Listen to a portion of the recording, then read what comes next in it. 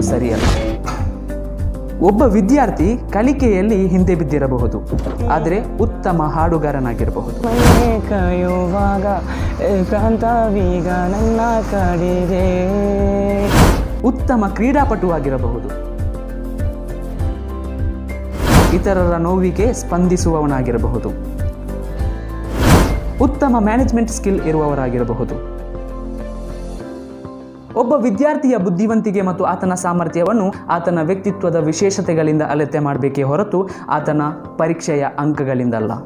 ಒಬ್ಬ ಶ್ರೀಮಂತ ವಿದ್ಯಾರ್ಥಿಗೆ ನುರಿತ ಶಿಕ್ಷಕರಿಂದ ಪಾಠ, ಉತ್ತಮ ಶಾಲೆಯಲ್ಲಿನ ವಿದ್ಯಾಭ್ಯಾಸ, ಕಂಪ್ಯೂಟರ್ ಮತ್ತು ಸ್ಮಾರ್ಟ್ಫೋನ್ಗಳಂತಹ ಟೆಕ್ನಾಲಜಿಗಳ ಬಳಕೆಯ ಕಾರಣದಿಂದಾಗಿ ಪರೀಕ್ಷೆಯಲ್ಲಿ ದೊಡ್ಡ ಅಂಕ ಗಳಿಸುವುದು ಸುಲಭವಾಗಿರಬಹುದು. ಆದರೆ ಒಬ್ಬ ಬಡ ವಿದ್ಯಾರ್ಥಿಗೆ ವಸತಿ ಇಲ್ಲದ ಶಾಲೆ, ದಾರಿದ್ರ್ಯ, ಬಡತನ ಮತ್ತು ಹಸಿವನ್ನು ಇಟ್ಟುಕೊಂಡು ಉತ್ತಮ ಅಂಕ ಗಳಿಸಲು ಸುಲಭ